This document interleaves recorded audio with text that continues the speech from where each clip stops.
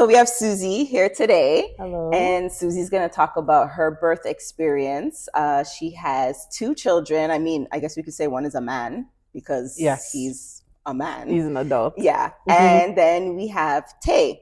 Taylor, yes. And from what I understand, your birth with Tariq was a walk in the park. Yes. Very easy. Pregnant young, 19. How was that?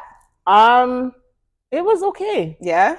It was okay. Only scared to tell, your parents that you're pregnant. And my mother didn't take it too well. Oh, okay. She didn't talk to me till about 7 months. That was my grandmother. Yeah. I was allowed to stay home. Yeah. In and out, look at me, walk away type of thing. But malice. Yeah, mad. But I could understand. A single mom. Yeah. 3 kids. She didn't want that for me. But of course. 7 months, her first thing to me was, what does this child need? And then, oh my gosh, we went to Byway. So I don't know if anybody knows Byway. Byway was a spot, okay? Byway was a spot. When I mean, like, cheaper than Walmart, I don't even know how cheaper you could go. But we went to Byway and she bought me all the stuff. And everything went well. Spree. Yeah, everything went well. Pregnancy was great up to, he was due in October. Okay. And I had him in September. Okay. So maybe like a little early. A week, 2 weeks early. Yeah. And my last meal with him was onion rings from Harvey's. I ate that like crazy. Was that like what's the word? Craving that you had? It was onion rings. I don't know what it was. Okay, do you like onion rings now? Yeah, but it's not my first choice, but I do still like them. Okay. Yeah. Okay. And then he was a walk in the park. My sweater wasn't even off. Yeah. I went through most of the contractions at home. Really? Got to the hospital and half of my sweater off and out baby. Dang. Yeah, so he just came fast. Came fast. And easy. Epidural, no epidural. Nothing. Like natural. When I mean no time. He just came. He came out.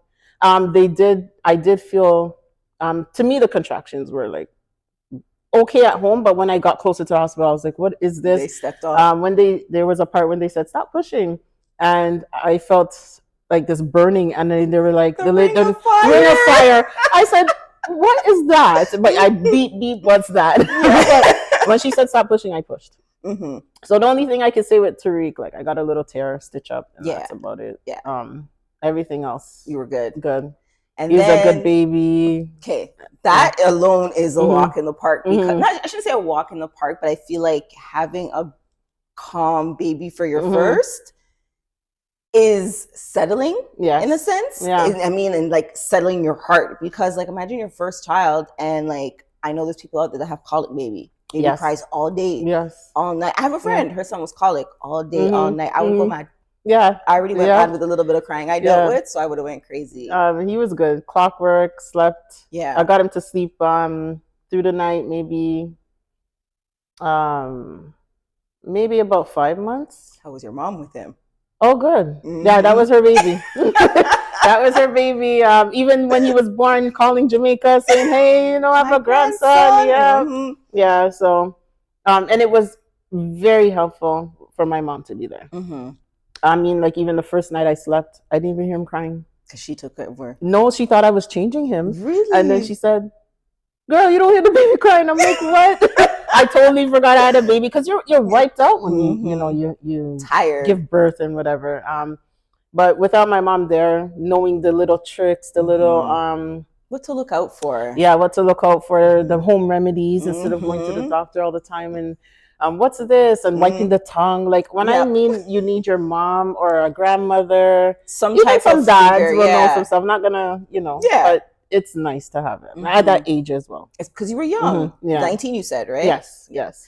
And then after things went a little downhill. Yes. So after Tariq, I would say when he was Tariq was born like 2000, so when he was 7 or so, got pregnant again.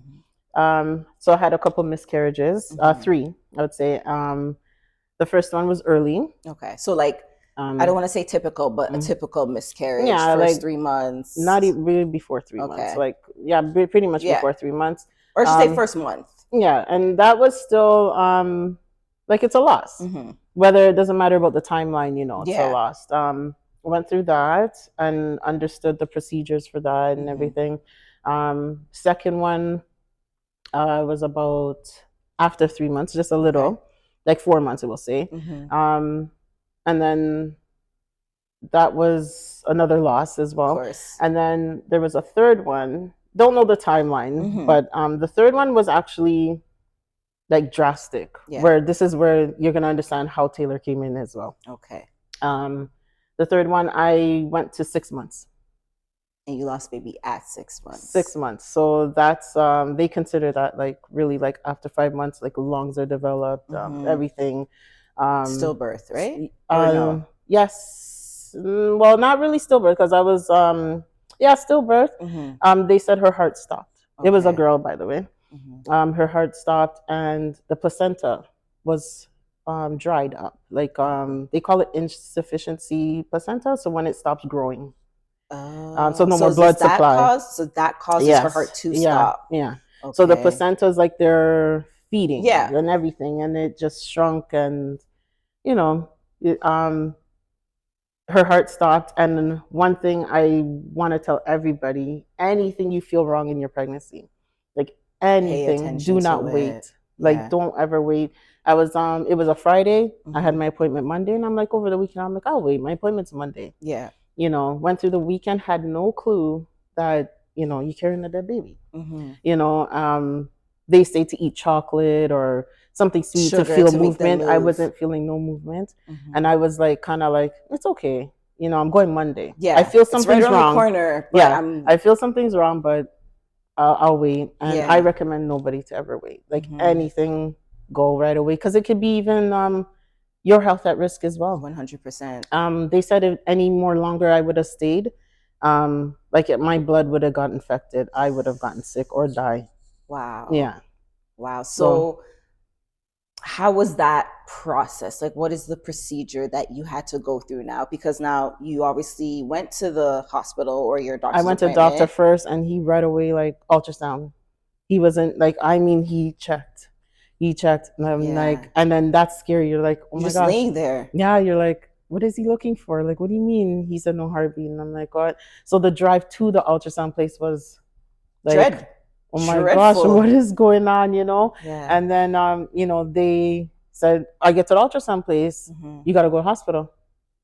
I'm like, what's really going on? And I'm like, but I've passed like the 3 months, and then the other one was 4 months. Like I'm at 6 months. You're like, I'm good. Yeah. When I got to the hospital, they explained to me her heart stopped. She's no longer bleeding. We have to induce you.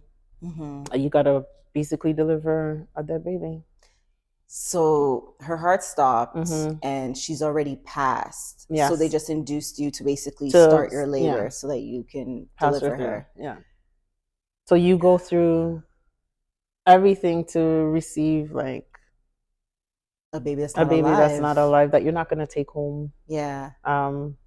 Yeah. And if you're comfortable, what does that look like? Everything, I'm assuming now you have an actual baby versus an early miscarriage where the body kind of discomposes. Yeah, so you actually have a baby, whether how it looks like or not. 10 fingers, 10 toes, eyes, everything. And you see your baby. You see like the features or stuff coming up. Oh my gosh. It's just sad, and it's a feeling. They give you time, no matter how much. One thing, the hospital was good. Credit Valley, they give you time to bond with your baby as long as you want. Like if it was all day, they say, hey, take your time. They explain to you if you want a pastor or something, come in, bless the baby. They also let you know you have to bury the baby because it's past 5 months. Yeah, 5 months and up, you have to, you could cremate or bury. So you go through the burial. You go through, or like whatever, what you want to do. Yeah. You go through that process. And what did you choose to do? I chose to cremate. Yeah. And I took I get a little egg, and it was pink and everything. And you name the baby as well, everything. Birth certificate and then death certificate. Really? Yeah, everything. So you're, ooh, that's hard because I feel like just you saying naming the baby, like, I don't know what it is. Once you said that, it's like once your baby has a name, like the baby has an identity. Yes. Yeah. And then at the same time, that whole identity is gone in like the same breath. Yeah. Gone in the sense of you wouldn't see your baby no more, but like always in your heart, for sure. Your mind, day-to-day living. One thing I did meet a lot of nurses that shared their own stories, which was like, you're not in this by yourself. Yeah, you're not the only one that this happens to. Yeah. And then you have support from your family, friends, and you just don't feel alone, which is good. Yeah. How was it with Tariq? Did he understand like mom's coming home with the baby, or now mom's not coming home with the baby, or was he kind of like, just, I have no clue what's going on? It was hard for him because he was growing up like as a only child, and to hear mom's pregnant, then mom comes home without a baby. Mom's pregnant, mom comes home without a baby. It was hard for him, but hard but okay. Yeah. Okay, but I think at one point he was like, I don't remember what age, but he said, Mom, I'm okay being the only child. He was basically telling you it's okay. You don't gotta try no more. Yeah. But that's when, after, I was like, it's okay. For me too, I was like, it's okay. I'm gonna have one child. I'm blessed with this one child. Yeah. And I was okay with it. Yeah. Yeah. So it was me and Tariq all the way, and his dad at the time, and you know, just living your life. Yeah, living my life all together. And I had a lot of support. So to carry on, a lot of, even from my workplace, like support, because like when I was pregnant, I was like, you were showing pregnant. So I had support from my work. I had time off. And I was angry too. Yeah. I was a little angry even with God. Because why? Yeah, it was like one of those like, why, you know? I even talked with a pastor from a church that I attend here and there. And it was like, why? Yeah. I'm angry. Yeah. Yeah, so I did a little counseling as well. Yeah, little counseling, and that helped as well. Yeah. I advise anybody, like, reach out, talk, because postpartum is a serious thing. Yeah. Yeah. Serious thing. So, but you have questions, get them answered. You got tissues. Pull them out. I can't say that I understand what it feels like to lose a baby at 6 months, because I personally never experienced that. However, I have had a miscarriage, and I remember, like, it's like you're pregnant, and then it's like you go for your ultrasound and whatever, and all of a sudden they're like, there's no baby, nothing. and you're like, what? Yeah. What do you mean? Yeah. And they're like, no, we don't see anything. And all you feel is them moving I don't even remember what it's called. Them are moving around. And you're just like, and I'm there looking at the side of the screen. Because you think you can read what's on there. Let me a doctor. And I can't see nothing. But what I wanted to say with that is, like, as much as you get through it at that time, you don't get through it. Because I remember when I was pregnant with my son, going for an ultrasound, the first thing in my head is, are they gonna, am I gonna be told the same thing again? Yeah, am I gonna go through this again? Yeah. And it lives in you, like, without you even knowing. Because as soon as I was in that moment again, that thought came right back. Yeah. It's a feeling that you'll never forget. It's just a feeling you won't forget. It'll bring you back right in that moment, like right in that moment. You remember everything. Yeah, it doesn't matter. The only thing I feel like, which is true, you don't remember, is like contractions. People don't remember that pain, but they can just say it's painful, but we don't remember. But something like what you said, like, they don't find a heartbeat, like that feeling. Yeah, that fear. Doesn't go away. Yeah, no, doesn't go away. Yeah, so that was that. I had my mind all made up, like, he's gonna be the child, and that's fine. He got used to that as well, so life was going well, and I kept going, which was good. I kept going because it could really affect you, and it does affect some people. Some people aren't strong mentally to survive that. And especially I could see where that could be really hard for someone that's been trying and that's had issues with trying, and to get that turned down, then turned down, then turned down, that has to take an emotional toll on you. emotionally and physically too. And it just drains you, and you feel like, okay, I'm not going back there. Shut the door. We ain't having no more this kids. Is not happening. Yeah. So my remedy for that was IUD. Okay. Doctor told me about it, and I said, you know what? I'll take it. I'll take it. I don't gotta think about pregnancy. You don't have to take a pill every day. Nothing. May not see a period here and there, whichever one you chose, copper or the hormone one. Yeah. So I said, I'm down. Take it. Fine. So good to go. Good to go. I know this part of the story. This is what I know. So living your best life. Yep. Going. I don't even remember what year. I don't remember what year. Maybe 2013 or 20. I don't know what year. Okay. I'm sorry. It's all good. Going to Jamaica, everything trip. Drinking, doing everything. And I ate ackee and saltfish.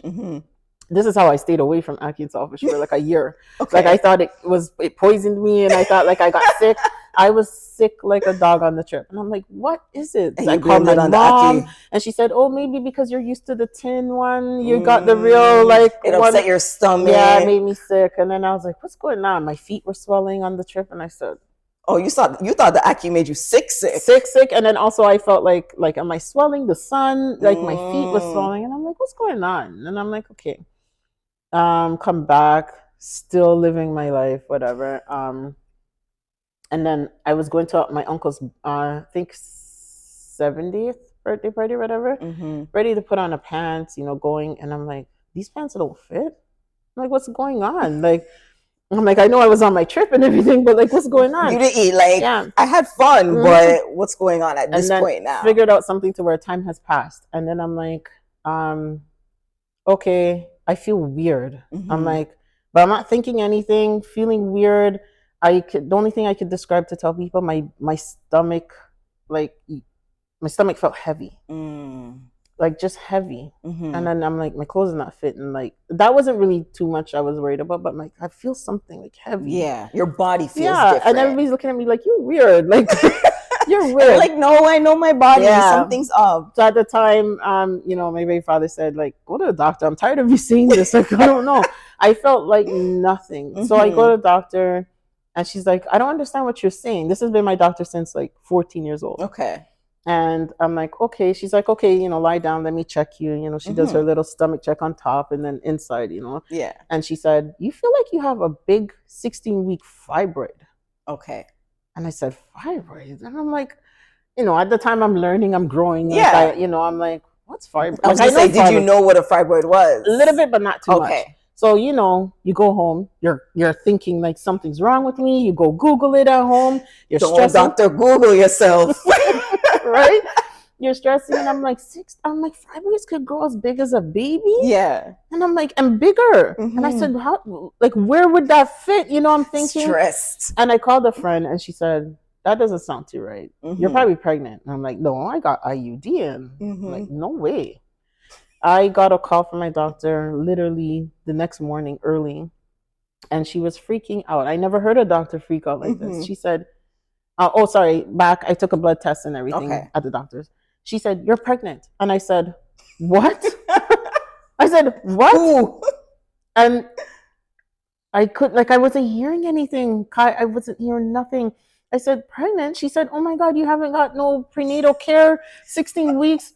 As a doctor saying, how did I miss this? I don't know. Wait. She was freaking out. 16 weeks. So you were 4 months. Yes. And had no idea you were pregnant. No idea. I don't even know what the right number to say. I was the 1 in 10,000 that will get pregnant. Because the odds on the IUD. I was that number. Dang. And I said, what? I didn't even take that in. I called my mom crying. My mom said, typical Jamaican, like, what y'all cry for? What y'all cry for? Deal with it. Nothing we can do.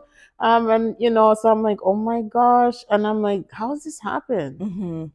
And I'm like in my head. So it goes back to that feeling of like, I was angry with God. I was angry, like, why can't I have a child? And I'm not going to sit here and lie. Like some women think about like, what do I do?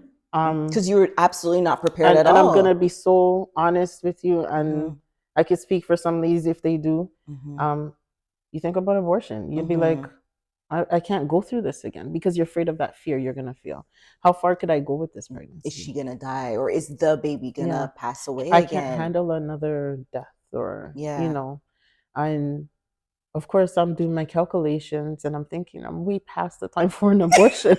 And I'm not saying I believe in it or anything, but at that time, you're thinking about your pros and your cons. You think about your pros. If you're not human, like you do, women do, and whatever religion, whatever, if you're like spiritually with God, it crosses your mind, because it's just, you're human. Yeah. And it's not saying you believe in it or anything, but like you panic. Yeah.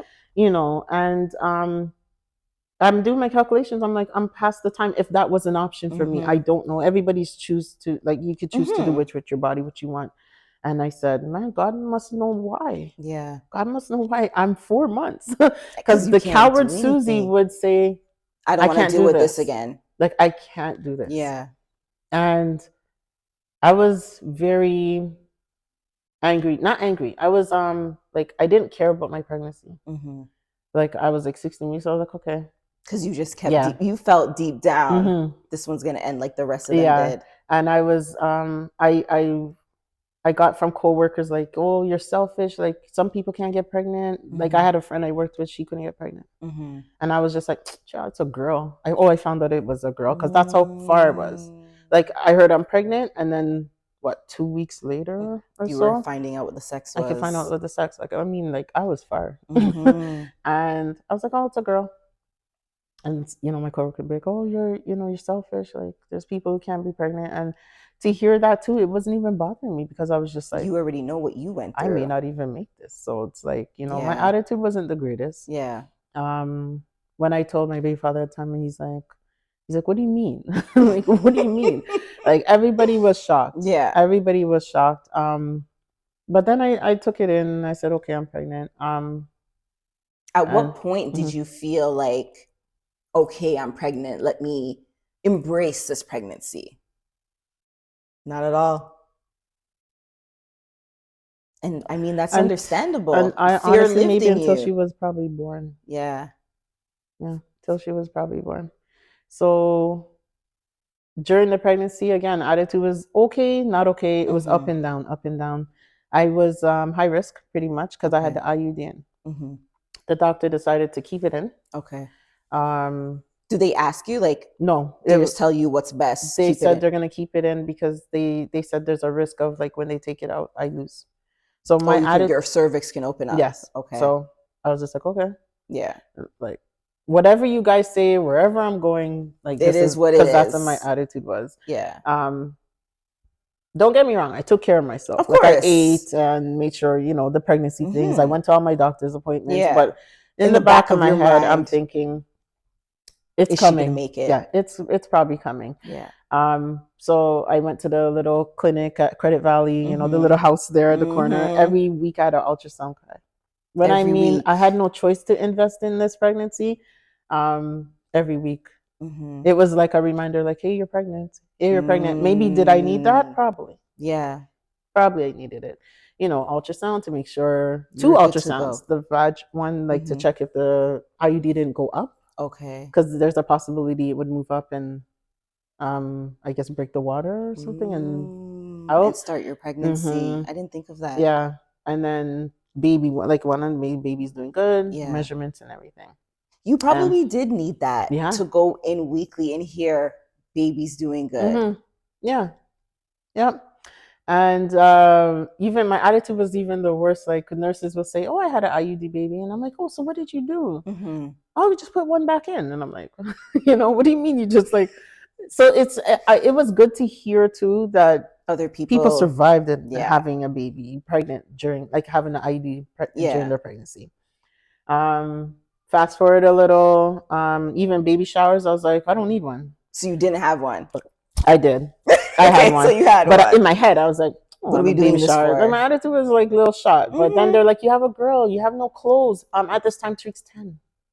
What does he have for her? Yeah, nothing. That too. And then it's like, time has changed. So I went to a baby show and I cried. I went from putting the car seat in with the handle and everything, and you got to put the seatbelt over. And then to this officer, these new ones now, the officer showing me, no, it just, you keep the bottom base in, and then you just click. And I said, what? I cried. And why did you cry? Because I felt like I had a baby in 2000 and then having a baby in 2013. Like, times have changed. So I said, what am I getting myself into? So when I mean emotional pregnancy and accepting that this baby's coming, whether you're ready or not, we're already so down. I went into a whole different era. From like seatbelt over the car seat, to more just drop it in the base. They have it easy now, by the way, because them old cars, there's a big old that's what I'm saying. Seats. No. So it's like, that I was dealing with as well. And had a shower. I was like, okay, I'm having a girl, have a shower. And Taylor was supposed to be due in August. And this is where now I don't even know how much months I was. It was July. So let's July. I didn't start to feel her move again.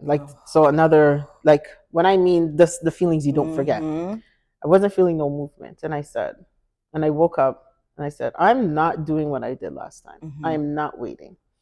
I called Credit Valley and I said, I woke up this morning, not feeling no movement, nothing. And the lady on the phone said, why are you calling me? And I'm thinking like, I'm on the phone. Like, what? She said, she means get here. Yeah. We are open like 24/7. This is when I guess Credit Valley built their mother. Oh, so it was a new ward. Like the new ward. Okay. Yeah. So she said, get here. Do not call us. Show up no matter what time. She's like, I'm waiting for you. What's your name? Blah, blah, blah. I go and I'm like, okay, so I'm getting all that feeling again. I'm trying to think how much months I was. I was maybe 8 months. Okay. I think it's 8 months. Yeah. Around the time. So I'm like, okay. I instantly, Kai, I went straight to that. I'm going to the hospital. Way before time. Here we go again. Stiff, straightening out my back. Whatever I hear, I'm going to deal with. I'm going to go with the flow. You already built that. You put up that fence of, let's just do it and get it over with. Yeah. And I said, okay, called my mom, said I'm going to the hospital. She said, okay.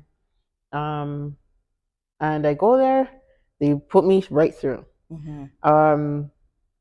I go through, I lay on the table, they change my clothes, everything. I said, here we go again. Like, it was just like, here we go. Like, we're rewinding a movie.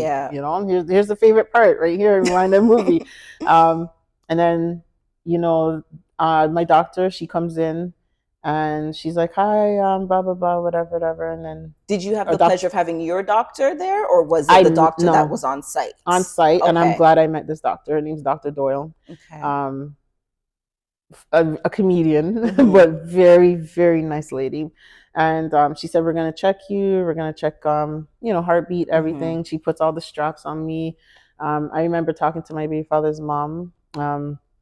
She was sick at the time. She had MS. Okay. And we always had good talks. And I remember I was crying on the phone. She said, girl, she's Bayesian. She said, stop your crying. We're going to figure this out. Just take it step by step, whatever. So because I was done crying from time, saying like something's wrong. Yeah. When they didn't feel the movement, you already went into that. Yeah. And they didn't even say anything. So I was just like, okay. So they said, we're going to send you downstairs to ultrasound. When they move fast, I'm telling you, like, they moved fast. Went downstairs and I got the ultrasound. And the girl was like jerking my belly, like not like, the round, like really trying to make baby and move. Like jerking. And that's when I started crying again. I was like, they're going to tell me there's no baby. Yeah. And she leaves me at the table to talk to, I guess, her supervisor or whatever. He comes. And I would have been bawling. I was already crying. Just bawling. I was already crying. And you can't ask them nothing because they act like, we can't tell you so much. Yeah. And he comes and whatever. So I go upstairs and then my baby father was outside waiting and I'm like, we're going through this again. He's like, don't say anything. We don't know. And I said, no, they were really hurting my belly. Like they were hurting my stomach. And I go upstairs. The doctor comes in and she's like, we're gonna have to take the baby today because her heart rate's dropping. So I said, oh, again, here we go again. And they moved fast. Sorry, I missed a part of the story. One of my miscarriages, I got a DNC, and I guess after that pregnancy, I developed a blood clot. Okay. And the blood clot went to my lung. Went to my lung. So after that, I had to be on blood thinners. Okay. And then I came off of that. Sorry, the blood clot that you had after the miscarriage, was this the 6 month where you lost the baby at 6 months? This was previous. The second pregnancy. Okay. Second loss. Sorry. Okay. And after that, I was okay. And then even the 6 month pregnancy, I didn't have to do blood thinners. Okay. But Taylor's pregnancy, they said, we're not taking no risk. Go on blood thinners. So during the pregnancy of Taylor, as well, being mad, I had to do blood thinners in my belly every day. So it was needles. Needles. That you gave yourself. Yes. Every day. Every day. Yeah. So I remember during Taylor's pregnancy. I'm sorry, I'm jumping back. It's okay. But the memories coming back. Yeah. Whenever it comes, it comes. I had to meet a specialist that said that I can't get epidural. Okay. And this is because of the blood thinners? Because of blood thinners. I would have to stop like days in advance before, even if they ever consider that. Okay. So not thinking what would have happened that night before I went in, I took my needle. And then they're telling me that they're going to have to do C-section to take Taylor out. Because you took the needle? No. Or just because they have to take out the baby. But then... because it's emergency. Yeah. But then I said, I took my needle. And they looking at me like, we're looking at each other like this. Because I remember that appointment I had that I have to be off of it for a few days or a week or something before if I need epidural. So they're looking at me, I'm looking at them. I remember the consequences be pretty much death. And I'm like, what the hell is going on? Yeah. Like, is this going to be one of those baby me or, and then they come out the room, they're talking. They said, we have to take baby. We need you to sign this paper. Can't see nothing. What are you signing the paper for? I can't see. I'm crying. I can't see. I can't see. And she took out, while I'm trying to read, she's there. She took out my IUD. Instantly, I start feeling contractions and pain. And she's like, oh, it's not even broken. The IUD, perfect condition. Perfect condition. She said, we could use it again. And I looked at this, she's a comedian. I looked at this doctor and I'm crying. And I'm telling my baby father, I'm like, I can't see. Yeah. So much is going on, commotion. When I mean like 3 doctors in the room, I'm like, what is going on? I signed the paper, guy. You signed the paper blind. Signed the paper because I'm like, they're taking me anyways. I think they're taking me anyways. And as they did. Yeah. I don't know. I couldn't tell you what the paper is. And I feel silly for saying that because they say don't sign your name to anything. I signed my name. I was just like, I don't know what it said. Yeah. Even like, I don't know if my baby father didn't even take the opportunity to say, read it to me. And nothing. It was one of those, I think, shock for both of us. I signed it. They wheeled me. And I went in. They gave me the epidural. That room is cold as hell. That room is freezing. This is my first time Tariq was natural. And then all my miscarriages were natural. Yeah. This is now I'm thinking in my head too, like this damn pregnancy. IUD, can't get epidural because of blood thinners, and now you're cutting me. Yeah. That wasn't my birth plan either. So I'm also crying because this is not my birth plan. My birth plan was, I'm gonna tough this out. Because Tariq, I felt like I didn't really feel anything. And I was told, done it again. I was told from a Jamaican nurse, so you think you feel anything? So this one I came in, I'm like, yo, I'm gonna be strong, no epidural, no nothing. I wanna experience this. And now got taken away from me. Yeah. I'm on the table. And the guy that gives the epidural, I was like, tell me when they're gonna cut me. Cause now I'm scared out of my mind. He's like, yeah, I'll do that. So they all come in the room and I'm lying there. I see my baby father come on the other side. He was allowed to come in. And I hear them chatting over me, whatever. So I'm looking at the guy saying like, where's gonna the tell goal, me? you know? Yeah. I hear them say, oh, baby's here. And I look at this man like, you were supposed to tell me when they're cutting me. I felt nothing. I felt nothing. I felt like a lot of tugging. Yeah. But nothing. My doctor she's funny. Yeah. I always appreciate her. You She probably said needed her little humor to try maybe, calm down certain parts of you. and she took out the baby, and I look to the side. I see Taylor, and I'm like, okay. I'm like, baby's there. I'm not saying I didn't feel nothing. Yeah. I think I was paying attention to like what's gonna happen next. Like what I do see her, but is she okay? I didn't think that either. I just was like, what's next? Because this is new to me. And then I hear my doctor saying, wow, this placenta was really dried up. And I said, again, what the hell? I'm like, do I have a problem? Like, I don't know. Like, this was new to me about this placenta not growing. I think it's called placenta insufficiency. Okay. And I was like, that means I could probably never pass 6 months. Like, I made it to Taylor. I think it was 8 months. They call her a late preemie. Okay. So Taylor was 4 pounds 2 ounces, and she held it, and she was like, "This placenta was really drying up." Like, I remember everything with that doctor, and I said, "Wow, if this was supposed to happen." So imagine if you had not went that exact moment, it would have repeated everything again, like everything again, all over. So that's why I said I'm so glad I listened to myself and said, "Hey." I went in. I didn't wait the 2 days, 3 days over the weekend, whatever, and I went. It would have repeated history.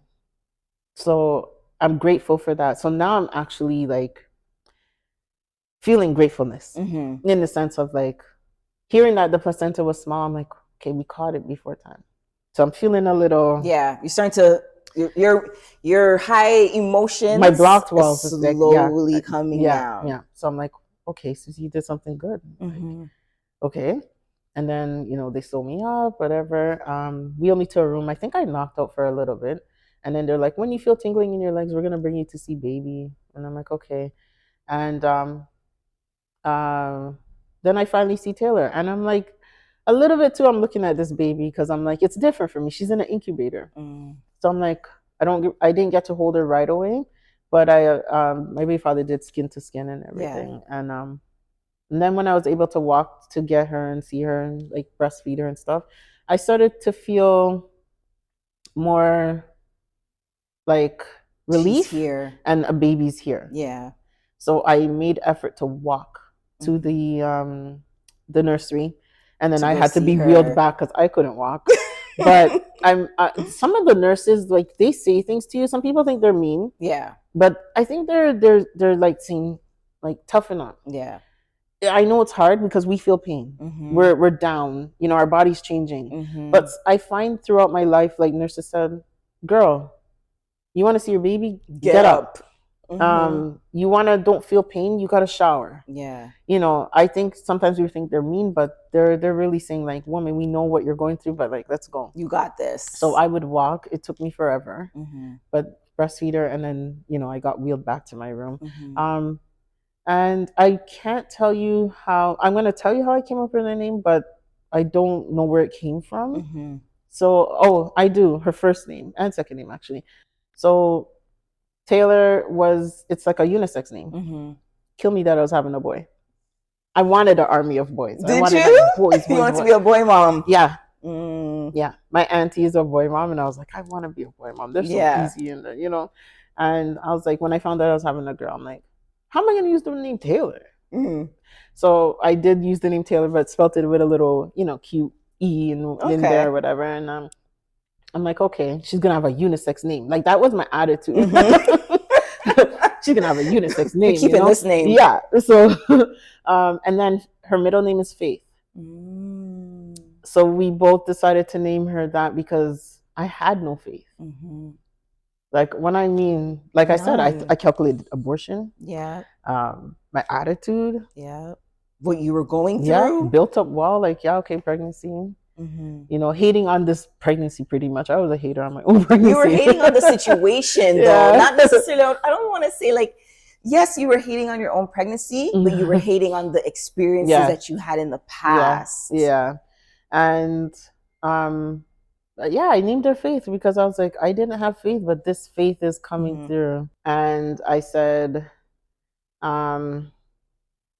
this child was supposed to be here. I'm like, she pushed through, and like she gave me a little bit of hope that this is gonna be okay. Yeah. And oh man, that too made it go back to like, yo, there's a God. You know? There is a God, because I was angry at this God.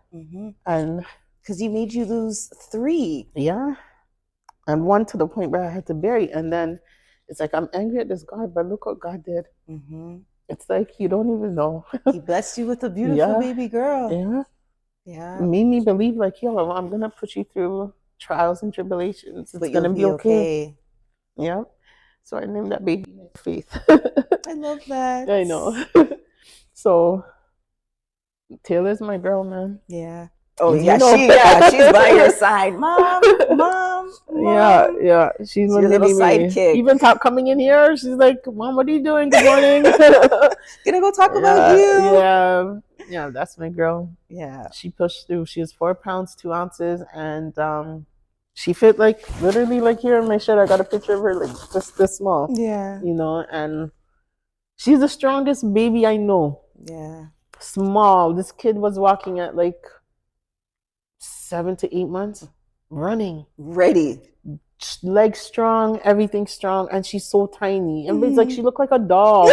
You know, she was so tiny, clothes didn't fit her. But she was strong. She was growing. She ate everything. She tasted everything. Even she wasn't picky. She's not picky even now. Like, she's my Jamaican baby, you know, eat okra, fish, everything. And I'm like, she amazes me. Yeah. And so, and one thing I know, she's very headstrong too. Yeah. To go from not being angry at God and be like, you know, closing the door on that. Like, God, He opened a door for me where it's like, you have to got believe. pregnant with an IUD. Yeah. And this baby made it before the placenta took her out. And He also put that knowledge in you from your previous experience to say, girl, we're not waiting this time. Yeah. Like, we're going to the doctor now. And like you said, the nurse, what are you doing on the phone with me? Get over here. Yeah. Right? So as much as, like you said, you went through that hard time and even the emotions through the pregnancy of like, she's not going to make it. Yeah. Here she is. How old is Taylor now? Taylor is 11, turning 12. There you go. Turning 12. So, and strong, healthy. Even when she was small, I remember one of my friends' mom said, "Don't worry about her. She's preemie. Don't worry." She even said, like, and the stories are so nice. Like when women can tell their stories. Yeah. She said, "My son was preemie, and look at him today." She's like, "Don't worry about her." And I don't worry about Taylor. Taylor's good. Taylor take care of herself. Yeah. But the pregnancy was rough, but like raising her, you know, nurturing her, easy. Yeah. Easy. Was there, I would say, like at the beginning, now you're home with her, like do you find that you had moments when you would just look at her and be like, you made it? Yeah. Like, I when I mean I put time into Taylor, I put time. Tariq was maybe by 5 months I went back to work. I was like, I'm over this. I can't stay home. Like, I need to go do something. Well, yeah, I'm a worker. Like I work, so it's like Tariq was all over the place. Like his godmother watched him a lot. My mom. I was like busy. Boom, boom, boom, boom, boom. Yeah. I did put into Tariq a lot. He's spoiled as hell. But I mean, like, he still be calling you for everything. Oh yeah. So. Yeah, but I took time. I even took maternity leave 1 year. I didn't go back early. I took it to the fullest. I was like, this. I knew she was gonna be my last. Yeah. I knew this was my last. Like, I haven't gotten pregnant ever since, and I knock on wood. I hope I don't. But like I felt that feeling. Yeah. Like, she's gonna be the baby. She's gonna be the baby. This is your last. So I put everything into her. Yeah. Everything. She got the pictures. She got the videos. She got the everything. Not spoiling, but like I mean that motherly nurturing. Yeah. Like you never thought you were gonna experience it again. I love this child. I appreciate and the feeling that I didn't have that when I was pregnant. Remember I was telling you I was feeling a little like I took care of myself, but it wasn't like you weren't serious. I was in love with this, because I felt like I'm gonna lose, but like I put into her. Yeah, fed her properly, like everything like natural. Everything didn't give her juice till 1 type of thing. We went by all the rules. Yeah. So and it worked out. Yeah, so that's her name, Taylor Faith. Faith is a serious thing because I remember one line that I had read and it sticks in my mind, and it said, "Faith and fear can't live in the same house." But I feel like it's hard to say that. Yeah. Right? Because as much as like for your situation where you can be like, she's going to be okay. I went to this ultrasound. She's going to be okay. In the back of your head, fear is still there going, giving you that doubt. But God came through for you, girl. Yeah. Well, thank you for sharing your story. I really appreciate it. And I hope it could honestly help somebody. Yeah. Especially knowing what's going on with your body. If you're birthing, you're paying attention. If like something happens that you didn't plan for, listen, go through the flow, what to do. Yeah. I could say try to have faith, but as you can see, it's like it was up and down. But I hope it could help somebody to know that like at the end you'll be okay. Yeah. Yeah. You'll make it through. God's got you. Yeah. All the time. All the time. That's it. I don't know how I didn't cry. I want a little bit. Yo.